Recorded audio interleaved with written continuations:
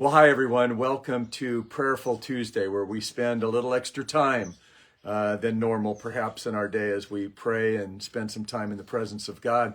I want to share a couple of scriptures with you today. The first one is from Psalm 57. And David says, I cry out to God Most High, so that's prayer, right? Who performs all things for me, so there's the dependence on God. He shall send from heaven and save me. He reproaches the one who would swallow me up. And then there's that little word Salah in there, which means think about it. So I cry out to God. The resources that come to me are heavenly resources, and God won't leave me to the will of my enemies. But what I underlined in my Bible is next. It says, God shall send forth his mercy and his truth. You know, the word mercy, just in the Old Testament, is used 240 times in a descriptor of God, in a descriptor of his love, his mercy for us. The word actually means loving kindness. And if you start looking at it in the Hebrew, there's three words that are linked together to describe mercy. And those three words are strength, steadfastness, and love. So really, when we're saying God will send forth his strength, his steadfastness, and his love for you, for me, the word is used in commitment to relationship. So God being very committed to the relationship. It even goes beyond covenant. It's described as covenantal love, but it goes beyond that. It means fidelity or reliability in relationship.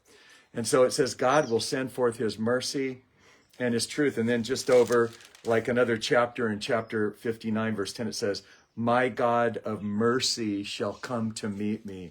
And then finally, David is talking about himself as the king, and he says, oh, prepare mercy and truth, which may preserve him. He meant me. Send forth mercy and truth, which may preserve me. You know, I thought about it this morning. We're so, as we pray today, thank God for his mercy in our lives, because God brings truth. You know, Jesus said he is truth. I am the way. I am the truth. The thing about truth is it kind of cuts both ways, doesn't it?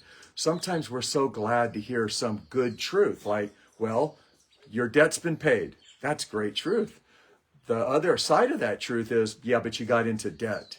And so when we look at it, you know, in terms of salvation, our debt's been paid through Christ. The problem was we ended up in debt. So truth cuts both ways. And sometimes in life, especially perhaps on a day like Prayerful Tuesday, when you're in God's presence and you're praying, God has to bring truth to your life.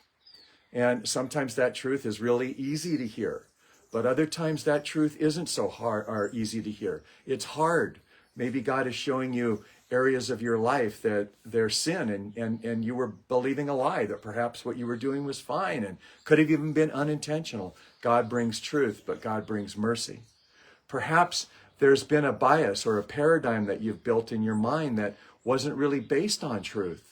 And God brings truth, and that's hard to accept, that's hard to understand, but God brings mercy. He brings steadfast love, fidelity, reliability to the relationship.